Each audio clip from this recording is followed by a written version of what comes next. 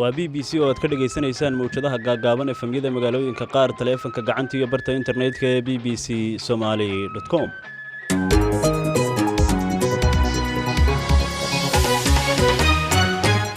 maalin wanaagsan idil ahaantiinba meel kastoo aad nagala socotaan. waa maalin axada bisha 6 tahay 14 sanadku waa 2020 goorshoogtu waa 2 duhurnimo oo gowa. wararkaanu maalinkan maanta idin haynana waxaa ugu mudan madaxda Soomaaliya iyo Somaliland oo Jabuuti ku shiraya. iyo sidoo kale dawladda federaalka oo sheegtay in madaxweynaha Axmed Madoobe ku meel gaar yahay dhanka kalena ku baaqday shir u dhaxayn doona iyaga iyo maamul goboleedada iyo waliba waxa kale iyo bulshada qaybaheedii oo kala duwan oo dhan ayaa isugu yimid. waxaana la go'aansaday xeer ciqaabeed culus, waxaana loo xil saaray dawlad goboleedyada iyo dawladda federaalka inay tilaabo ka qaadaan wax alla wixii faldambiyeeda oo dhaca. waa laba beelood oo gobolka Mudug heshiis ku dhaxmaray kadib muddooyin ay diriir ka dhex taagnayd iyo qodobo kale oo ku saabsan Soomaalida iyo caalamka ciyaarihiina ka mid yihiin. barnaamijka waxaa soo saaray Cabdirasaaq Xaaji Catoosh, waxaana hay Cabdiraxmaan Cali Dhimbiil ee akhyaar ee door wanaagsan.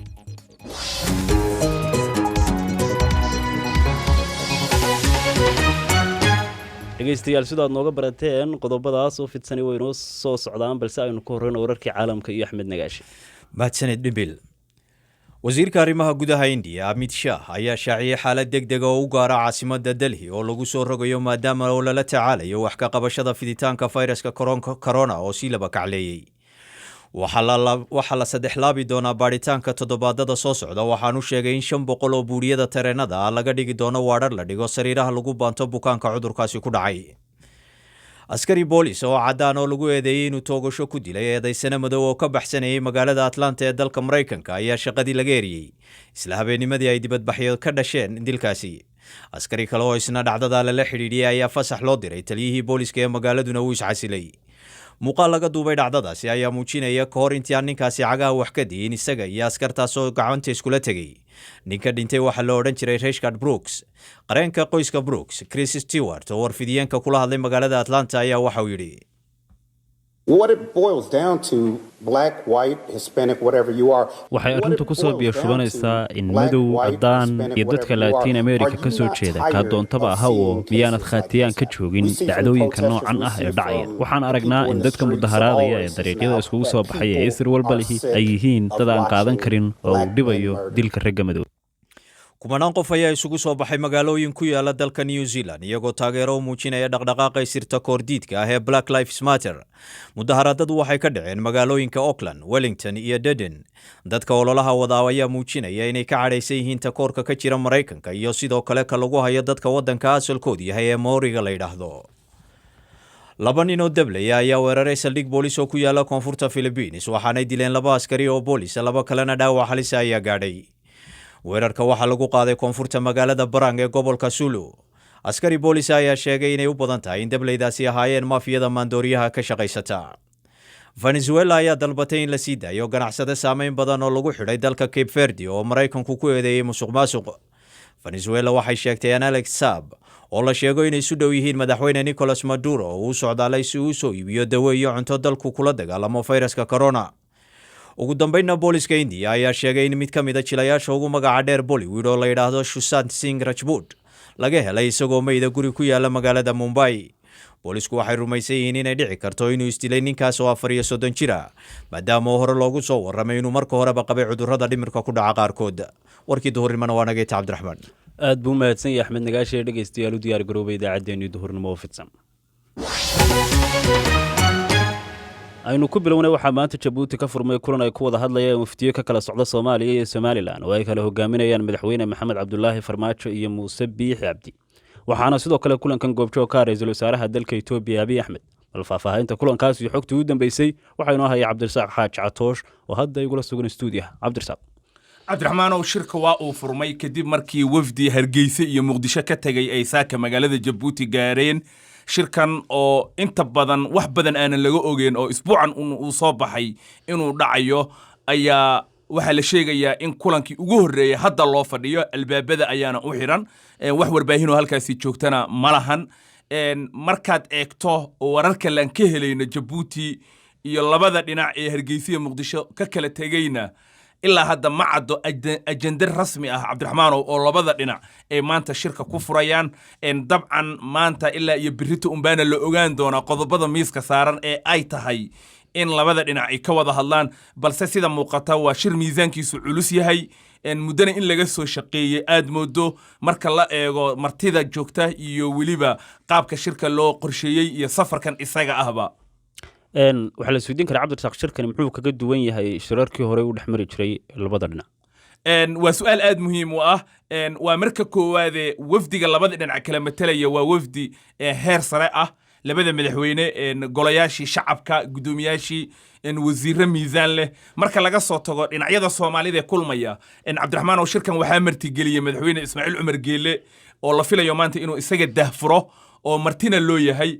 ra-iisul wasaaraha etoobiya abiy axmed oo horeyna farmaajoya muuse biixi addis ababa ugu kulansiiyey yaa isna meesha tagay oo wafdi hogaaminaya dowladda maraykanka ayaa iyadana qayb ku lah markaad eegto miisaanka iyo xajmiga dadka imanaya ama soomaalida ha ahaato ama dadyowga kale ku kala dhex jira iyo sidaa loo weyneeyeyba waxaad moodaa inuu ka culus yahay shirarkii kale cabdiraxmaanow waxaa xusid mudan in madaxweynihii hore xasan sheekh maxamuud iyo sheekh shariif iyo madaxweyne muuse biixi iyo wafdiyo labada dhinac ka kala socda horey inay turkiga isugu yimaadeen balse sidan uma cusleen waxyaabaha hadda miiska saaranna waxaad moodaa inay ka culus yihiin inkastoon ajendaha la ogeen arrinta kale xusida mudan cabdiraxmaanow waxa weeyaan in ay muuqato dalab muddaba somalilan ay dalbanaysay oo ah xubno ka socda somalilan oo dowladda federaalka ka tirsan inaanan lagu soo dari karin markaad aragto liiska muqdisho ka baxay ee dowladda federaalka matalaya qof somalilan ka socda kuma jiro kaasi waxa uu ahaa cabdirasaaq xaaji catoosh oo nala socodsiinayay xogtii ugu dambeysay ee kulanka ka socda jabuuti ee ku dhex maraya farmaajo biixi ee ku saabsan wada hadalladii labada dhinac wixii ka soo kordha waxaad ka dhegaysan doontaan idaacadda inta aynu ku jirno iyo teena dambe ee 5 galabnimo haatanna madaxtooyada Soomaaliya ayaa sheegtay in madaxweynaha Jubbaland Axmed Maxamed Islaam ay dowladda federaalku ku aqoonsan tahay madaxweyne ku meel gaar ah muddo 2 sano oo ka bilaabmaysa markii uu dhamaaday waqtigii maamulkii hore ee Jubbaland sidoo kale madaxtooyadu waxay ku baaqday shir u dhaxayn doona maamul goboleedyada iyo dowladda federaalka haddaba si aan wararka arrintaasi la xiriidho u helno waxaan goor dhoweed khadka magaalada Muqdisho kula hadlay wariyaha BBC-da Ibrahim Maxamed Aadan oo aan marka hore weydiiyey warka ku saabsan aqoonsiga dowladdu sheegtay inay Axmed Madoobe u fidisay cabdiraxmaan dhimbiilow warkan ka soo baxay filla Soomaaliya waxaa lagu yiri in Axmed Maxamed Islaam Axmed Madoobe loo aqoonsanayo madaxweynaha maamulka ku meel gaarka ah ee Jubbaland muddaxileedka maamulka ku meel gaarka ah waxay madaxtooyadu ku sheegtay inay tahay 2 sano oo ka bilaabanaysa xilligii uu dhamaaday muddaxileedkii u dambeeyay waxay kaloo madaxtooyadu sheegtay in ay ugu baaqayso madaxweynaha ku meel gaarka ah ee Jubbaland sida warka ku qoran inuu fidiyo gogol ay isugu imaanayaan dhammaan dadkii ku kala irdhoobay khilaafka ka dhashay doorashadii Jubbaland si dib loogu yagleelo Jubbaland midaysan ayaa lagu yiri isla markaana ay ka dhacdo doorasho waafaqsan dastuurka Jubbaland iyo kan dowladda federaalka iyada oo gudanaysa waajibaadkeeda dastuuriga ah waxay mar walba u taagan tahay ilaalinta danaha qaranka midnimada shacabkeeda iyo wadajirka dhuleed iyo badeed ee jamhuuriyadda federaalka Soomaaliya ayaa lagu yiri warka ka soo baxay xarunta madaxtooyada cabdiraxmaan dhimbiil dowladda federaalku waxay sheegtay inay aad uga xun tahay faragelinta qaawan ee Kenya ee arrimaha doorashooyinka Jubbaland taasoo doonaysa bay tiri in ay cadaadis siyaasadeed uga dhigto dowladda federaalka Soomaaliya si ay danaheeda uga gaarto qadiyadaha lagu muransan yahay ee dhex yaala labada wadan gaar ahaan dacwadda badda ee u dhaxaysa Soomaaliya iyo Kenya waa sida qoran yahay hadalka madaxtooyada dowladda federaalka ka soo baxay cabdiraxmaan Ibrahim dhanka kale waxaa jira in war-saxaafadeed soo baxay in dowladdu isugu yeedhay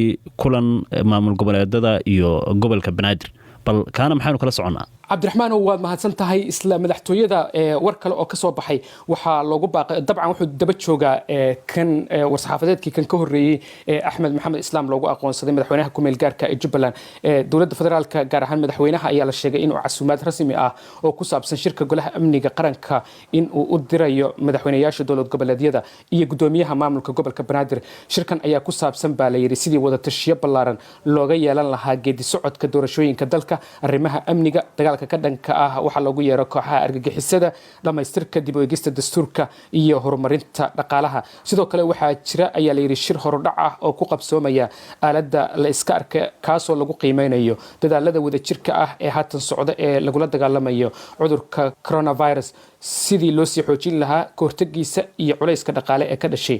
jadwalka uu ku qabsoomaya shirka amniga qaranka waxaa ka shaqeynaya baa la yidhi guddiyo farsamo oo ka kooban dhammaan dhinacyada kasoo qaybgalaya si loo sii ambaqaado wadatashyada arrimaha masiiriga ah ee dalka iyo xoojinta wada shaqaynta dowladda federaalka iyo dowladaha xubnaha ka ah.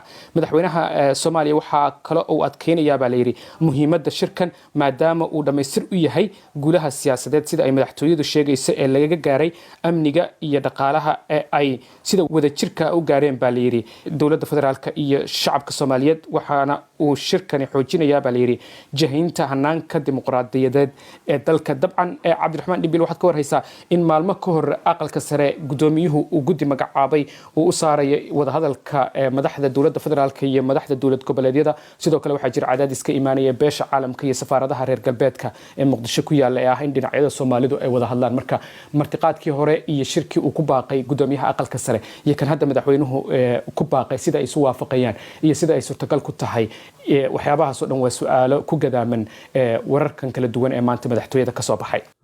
kaasi waxa uu ahaa Ibraahim Maxamed Aadan, wariyaha BBC ee magaalada Muqdisho. dhageystayaal waxaad dhageysanaysaan idaacaddii duhurnimo xilli goor sheegtu tahay 2:11 daqiiqo oo la 10 sekin. waxaan ahay Cabdiraxmaan Cali Dhimbiil oo barnaamijka maanta idin la socodsiinayo. BBC waxaad ka heli kartaa wararkii ugu dambeeyay ee Soomaaliya iyo caalamka oo dhan maalin walba. haatanna waxaa dalka Faransiiska ka dhacay mudaharaado looga soo horjeedo arxandarrada bilayska iyo cunsuriyadda. booliiska dalkaas waxay dadka u isticmaaleen sunta dadka kaga ilmaysiisa iyagoo isku dayaya inay kala eriyaan dadka mudaharaadaya. waxaa maalmihii u dambeeyey dunida oo dhan hadhiyey mudaharaado ay halkudhig u ahaayeen in nolosha dadka madow ay tahay muhiim ama Black Lives Matter. haddaba xogtii u dambeysay ee wararka Faransiiska waxaa inoo hayay Cabdirasaaq Xaaji Catoosh. dibadbaxyadan dalka Faransiiska ka socda ayaa waxaa looga soo horjeedaa nin madow ah oo horey loo dilay oo la oran jiray Adama Traoré oo gacanta booliska ku dhintay sanadkii 2016. 1500 oo qof oo ka soo horjeeda cunsuriyadda ama isirnaceebka ayaa caasimadda Paris isugu soo baxay shalay galabnimadii, waxayna dadkani halkudhag ahaan ugu qaylinayeen haddaysan cadaalad jirin nabadna ma jirto. dadkan dibadbaxaya waxaa ka mid ah ninka la dilay walaashiis oo lagu magacaabo Asa Traoré oo iyadu sheegtay in waxa Mareykanka ka dhacaya Faransiiskuna ay ka dhacayaan. waxay tiri walaaladeen ayaa la dilaya oo dhimanaya. inkastoo sharci ahaan dadkan dibadbaxaya loo ogolaaday inay isu soo baxaan, haddana waxay boolisku ka ilaalinayeen inay dadkan gaaraan oo ay isugu yimaadaan halka loo yaqaano Opera Area. waxaana jirta cabsi laga qabo in dukaamada la boobo, ganacsigana waxyeello loo geysto. meelaha qaar isku dhacyo ayaa ka dhacay, booliskuna waxay isticmaaleen sunta indhaha ilmada ka keenta. wargeys Faransiiska ka soo baxay ayaa sheegay in 26 qof ay boolisku su'aalo weydiinayaan kadib markii la kala eriyey isu soo baxayaasha. booliska dalka Faransiiska ayaa cabasho fara badan laga soo gudbinayay sanadkii la soo dhaafay oo keliya 1500 oo cabashooyin ah ayaa booliska laga soo gudbiyey. waxaana boolisku lagu eedeynayaa inay dadka waxyeello u geystaan.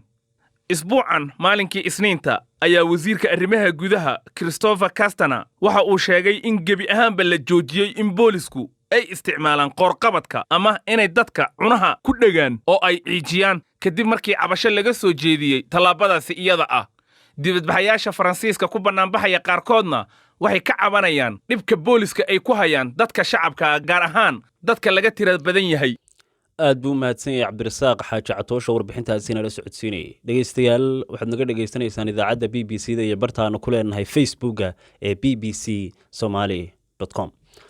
dhanka kale colaadaha iyo isku dhacyada bulshada Soomaalidu mararka qaar dhexmaraa waxa ay reebaan raadad aan wanaagsanayn. waxaa lagu waayaa dad iyo duunyo, balse waxgaradka aqoon-yahanada iyo dadka ka damqada ayaa isu keena dadka badanaa ood wadaagta ee xaalkooda xumaado.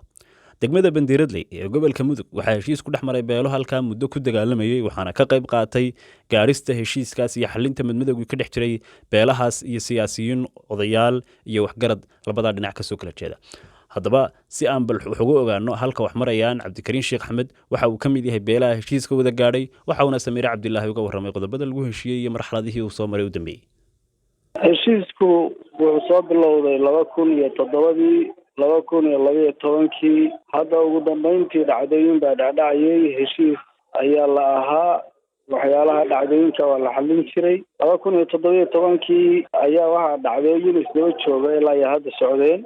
ugu dambeyntii dad senataro iyo xildhibaano federaalka iyo dowladda Puntland, dowladda Galmudug, salaadiinta beelaha labada beelood, xagaradka, ganacsatada ayaa waxay ku ballameen in arrintaas shaqaaqooyinka shir lagu soo afjarayo lagu qabto Bandiirale.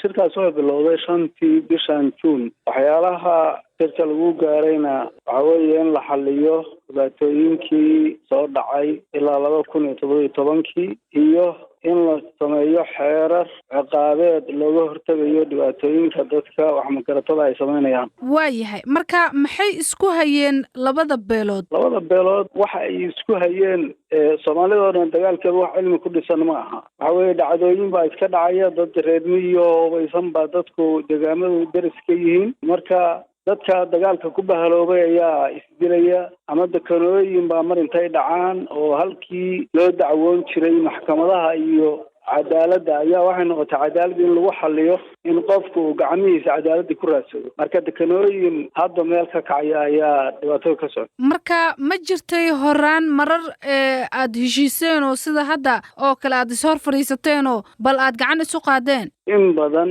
2007 ayaa shir la isugu yimid. markii laga reebo 93 heshiis Caydiid iyo Cabdilaahi Yuusuf oo la isugu yimid gobolka Mudug. haddana labadan beelood dib ay waxay u wada hadleen 2007 waxaa lagu heshiiyey in la nabdo dadka dambiilayaashana sharciyada islaamka la waafajiyo.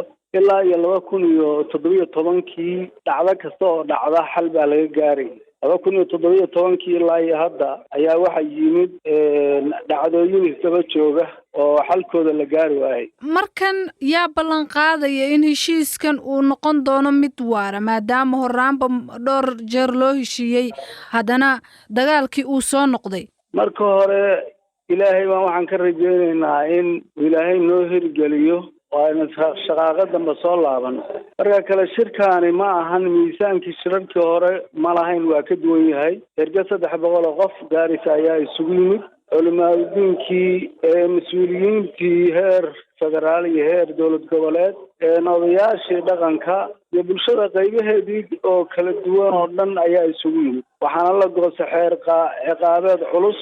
waxaana loo xil saaray dowlad goboleedyada iyo dowladda federaalka inay tilaabo ka qaadaan wax alla wixii faldambiyeeda oo dhaca. waayahay, marka laga soo tago xeer ciqaabeedyada la dejiyey, wax kale oo beelahan ay ku kala qanacdeen miyaa jira? waxaa lagu kala qancay wax allaale iyo wixii horay u dhacay waa laga heshiiyey, go'aamaa laga gaaray. waxaa shir dambe la isugu imaanayaa 25 bishan Juun Galdogob. waxaana lagu kala guri doonaa dhacdooyinkii dhacay oo wixii looga heshiiyey lagu kala qaadanayo. marka markuu dagaal dhaco qolobayba ku dambaysaa in maaragtay dhibaato loo geysto. marka qolooyinka bugtada qabay ama dhibaatada qabay maxaad iyagu ku qancinaysaan? dhacdooyinku waxay ahayn dhacdooyin isdaba jooga. cid nabad qabtay ma jirto. dadkana waa dad muslimiin ah. shaydaan baa ka dhex shaqaynayay. waa dad isjecel, waa dad walaala ah. jacaylkii dadku ay isku qabeen meel walbaa laga ogyahay. sidoo kaleeta xaggana haddii ilaahay ma laga filayaa. dadka Soomaalidu waa dad isjecel, laakiin dad yar oo wax magarata ah oo hubku gacantooda ku jiray oo hadda ku jiro oo maaragtay dadkii xabsiyada ku jiray ayaa ka dhex shaqaynaya. ma ahee colaad laba reer ma jirto. aad buu u mahadsan yahay. wuxuu u warramayey wadaadkaasi Samiira Cabdilaahi Jaamac. dhegaystayaal, halkaad nagala socotaan waa BBC. bal haatanna aynu eegno dhanka iyo baafintii iyo dadka israadinaya. baafinta maanta waxaa si wada jir ah stuudiyaha BBC-da ee magaalada Nairobi idinkaga soo tabinaya anigoo ah Samiira Cabdilaahi Jaamac iyo Caasha Siciid Xasan. Caasha, mahadsanid Samiira. baafinta ugu horeysa maanta waxay naga soo gaartay Cabdishakuur Daahir Aweys oo jooga Sheedeer. waxa uu baafinaya dadka kale ah Shaadiyo Ibraahim Dhaqane, Ismahaan Ibraahim Dhaqane iyo Mubaarak Ibraahim Dhaqane, Mubaarak Daahir Maxamed. dhammaan dadkaas waxa ugu wardambeysay ayagoo ku sugan Djibouti 2017. haddaba haddii ayna maqlayaan ma bay jirto cid garanaysa, fadlan warkooda hala gaarsiiyo Cabdishakuur Daahir ayadoo wixii waraa loo sii marin karo xafiiska baafinta bisha cas ee ku leedahay Sheedeer. xaawo cabdi muuse oo joogta shadeer waxay baafinaysaa maxamed cabdi muuse waxaa ugu wardambeysay isagoo ku sugan baardheere sanadii 2015 haddaba haddii uuna maqlaya maxamed cabdi muuse amabay jirta cid garanaysa fadlan warkiisa ha la gaarsiiyo xaawo cabdi muuse iyadoo wixii waraa loo sii marin karo xafiiska baafinta bisha cas ee ku leedahay shadeer.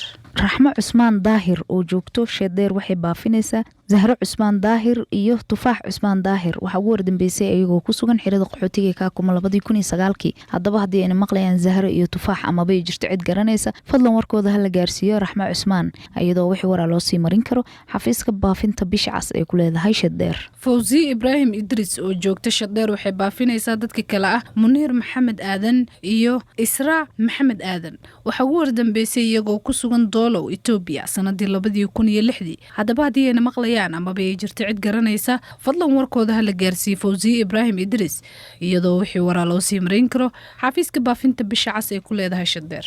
aamiin maxamed cusmaan oo jooga shadeer waxa uu baafinayaa maxamed jaamac cali waxaa ugu wardambeysay isagoo ku sugan sacuudi carabiya 2019 haddaba haddii uuna maqlayo maxamed jaamac cali amabay jirto cid garanaysa fadlan warkiisa ha la gaarsiiyo aamiin maxamed iyadoo wixii waraa loo sii marin karo xafiiska baafinta bisha cas ee ku leedahay shadeer. leylo warsame huruwa oo joogta shadeer waxay baafinaysaa warsame jaamac kadiye waxaa ugu wardambeysay isagoo ku sugan laasacaanood sanadii 2019 haddaba haddii uuna maqlayo warsame jaamac kadiye amabay jirta cid garanaysa fadlan warkiisa ha la gaarsiiyo leylo warsame huruwa iyadoo wixii waraa loo sii marin karo xafiiska baafinta bisha cas ee ku leedahay shadeer.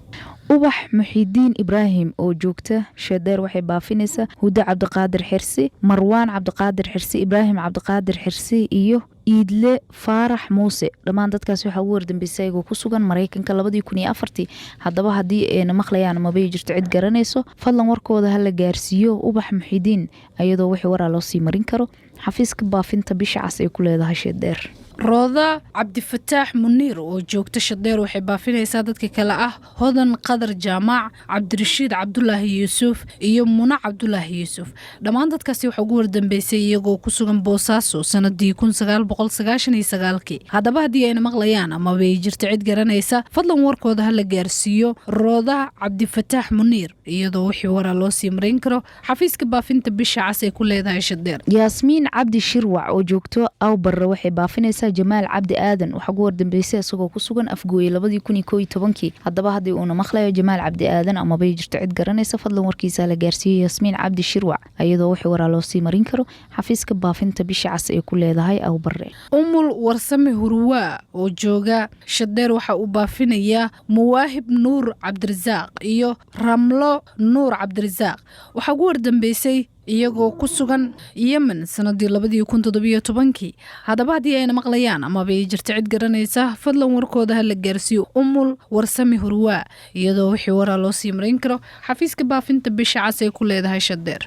maxamed xadree cabdiraxmaan oo jooga awbarre waxa uu baafinayaa xabiibo xuseen xasan waxaa ugu wardambeysay iyadoo ku sugan xirada qaxootiga ee dhadhaab 1997 haddaba haddii ayna maqlayso xabiibo xuseen amabay jirto cid garanaysa fadlan warkeeda ha la gaarsiiyo maxamed xadree iyadoo wixii waraa loo sii marin karo xafiiska baafinta bisha cas ee ku leedahay awbarre. khaalid cabdulaahi maxamed oo jooga shadeer waxa uu baafinayaa rooda xasan cumar iyo cumar faahid maxamed waxaa ugu wardambeysay iyagoo ku sugan soomaaliya sanadii 2005 haddaba haddii ayna maqlayaan amabay jirto cid garanaysa fadlan warkooda ha la gaarsiiyo khaalid cabdulaahi maxamed iyadoo wixii waraa loo sii marin karo xafiiska baafinta bisha cas ee ku leedahay shadeer. farduuse maxamed khaliinle oo joogto awbarre waxay baafinaysaa aadan maxamed khaliinle waxaa ugu wardambeysay isagoo ku sugan awbarre 2013 haddaba haddii uuna maqlayo aadan maxamed khaliinle amabay jirto cid garanaysa fadlan warkiisa ha la gaarsiiyo farduuse maxamed iyadoo wixii waraa loo sii marin karo xafiiska baafinta bisha cas ay ku leedahay awbarre. muwaahib axmed nuur oo jooga shadeer waxa uu baafinayaa ubax haaruun maxamed waxaa ugu wardambeysay iyadoo ku sugan Itoobiya sanadii 2014 haddaba haddii ayna maqlayso ubax haaruun maxamed amabay jirto cid garanaysa fadlan warkeeda ha la gaarsiiyo muwaahib axmed nuur iyadoo wixii waraa loo sii marin karo xafiiska baafinta bisha cas ay ku leedahay shadeer. faadumo xasan aadan oo joogta aw barre waxay baafinaysaa axmed cali nuur waxaa ugu wardambeysay isagoo ku sugan adis ababa 2014 haddaba haddii uuna maqlaya axmed cali nuur amaba ay jirto cid garanaysa fadlan warkiisa la gaarsiiyo faadumo xasan aadan iyadoo wixii waraa loo sii marin karo xafiiska baafinta bisha cas ay ku leedahay aw barre. maxamuud axmed cali oo jooga shadeer waxa uu baafinayaa faadumo saleemaan bade waxaa ugu wardambeysay iyadoo ku sugan maraykanka sanadii 2010 haddaba haddii ayna maqlaysa faadumo saleemaan bade amaba ay jirto cid garanaysa fadlan warkeeda ha la gaarsiiyo maxamuud axmed cali iyadoo wixii waraa loo sii marin karo xafiiska baafinta bisha cas ee ku leedahay shadeer. cawil ibraahim aadan oo jooga aw barre waxa uu baafinaya cabdi ibraahim aadan waxaa ugu wardambeysay isagoo ku sugan boosaaso 2000 haddaba haddii uuna maqlaya cabdi ibraahim amaba ay jirto cid garanaysa fadlan warkiisa ha la gaarsiiyo cawil ibraahim ayadoo wixii waraa loo sii marin karo xafiiska baafinta bisha cas ay ku leedahay aw barre. nuur xasan maxamed oo jooga xerada qaxootiga ee koobe waxa uu baafinayaa dadka kale ah xasan maxamed nuur iyo farxiyo cabdulaahi cali waxaa ugu wardambeysay iyagoo ku sugan diinsoor sanadii 2017 haddaba haddii ayna maqlayaan amaba ay jirto cid garanaysa fadlan warkooda ha la gaarsiiyo nuur xasan maxamed iyadoo wixii waraa loo sii marin karo xafiiska baafinta bisha cas ee ku leedahay koobe. muumino saciid abuukar oo joogta aw barre waxay baafinaysaa yuusuf saciid abuukar waxaa ugu wardambeysay isagoo ku sugan sanca 2009 haddaba haddii uuna maqlaya yuusuf saciid amaba ay jirto cid garanaysa fadlan warkiisa la gaarsiiyo muumino saciid ayadoo wixii waraa loo sii marin karo xafiiska baafinta bisha cas ay ku leedahay aw barre. ibraahim cabdi maxamed oo jooga xerada qaxootiga ee koobe waxa uu baafinayaa dadka kale ah xasan cabdi isaaq cali cabdi maxamed iyo cabdi maxamed xuseen waxaa ugu wardambeysay iyagoo ku sugan baydhabo sanadii 2017 haddaba haddii ayna maqlayaan amaba ay jirto cid garanaysa fadlan warkooda ha la gaarsiiyo ibraahim cabdi maxamed iyadoo wixii waraa loo sii marin karo xafiiska baafinta bisha cas ee ku leedahay koobe.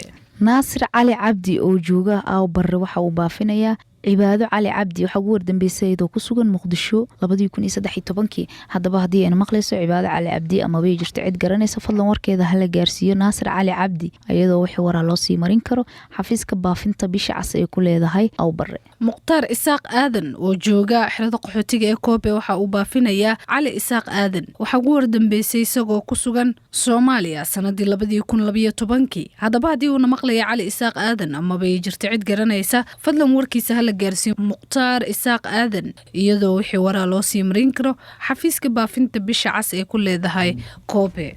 hodan xasan cige oo joogto aw barre waxay baafinaysaa cabdifataax xasan cige waxaa ugu wardambeysay isagoo ku sugan guriceel 2010 haddaba haddii uuna maqlaya cabdifataax xasan cige amaba ay jirto cid garanaysa fadlan warkiisa ha la gaarsiiyo hodan xasan cige iyadoo wixii waraa loo sii marin karo xafiiska baafinta bisha cas ay ku leedahay awaare. xasan cali xuseen oo jooga xerada qaxootiga ee koobe waxa uu baafinayaa dadka kale ah maxamed cali xuseen iyo fartuun nuur cali waxaa ugu wardambeysay iyagoo ku sugan muqdisho sanadii 2018 haddaba haddii ayna maqlayaan amaba ay jirto cid garanaysa fadlan warkooda ha la gaarsiiyo xasan cali xuseen iyadoo wixii waraa loo sii marin karo xafiiska baafinta bisha cas ee ku leedahay koobe. ifraax maxamed idris oo joogta shadeer waxay baafinaysaa warsame daahir idris waxaa ugu wardambeysay isagoo ku sugan goday 2017 haddaba haddii uuna maqlay warsame daahir idris amaba ay jirto cid garanaysa fadlan warkiisa ha la gaarsiiyo ifraax maxamed idris iyadoo wixii waraa loo sii marin karo xafiiska baafinta bisha cas ay ku leedahay shadeer. xuseen maxamed cabdi oo jooga koobe waxa uu baafinaya cabdiwahaab cabdulaahi maxamuud maryan maxamed cabdi cabdi cali dhammaan dadkaasi waxaa ugu wardambeysay iyagoo ku sugan baydhabo sanadii 2018 haddaba haddii ayna maqlayaan amaba ay jirto cid garanaysa fadlan warkooda ha la gaarsiiyo xuseen maxamed cabdi iyadoo wixii waraa loo sii marin karo xafiiska baafinta bisha cas ee ku leedahay koobe. tabakal cumar heybe oo jooga shadeer waxa uu baafinayaa cabdicasiis ibraahim teere waxaa ugu wardambeysay isagoo ku sugan koonfur afrika 1996 haddaba haddii uuna maqlaya cabdicasiis ibraahim teere amaba ay jirto cid garanaysa fadlan warkiisa la gaarsiiyo tabakal cumar iyadoo wixii waraa loo sii marin karo xafiiska baafinta bisha cas ee ku leedahay shadeer.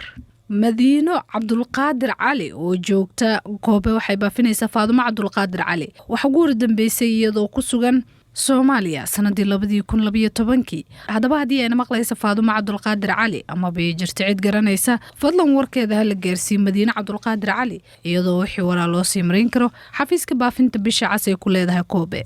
luul cusmaan axmed oo joogta sheedeer waxay baafinaysaa axmed saami faarax waxa ugu wardambeysay isagoo ku sugan liibiya 2010 haddaba haddii uuna maqlaya axmed saami faarax amaba ay jirto cid garanaysa fadlan warkiisa hala gaarsiiyo luul cusmaan iyadoo wixii waraa loo sii marin karo xafiiska baafinta bisha cas ay ku leedahay sheedeer.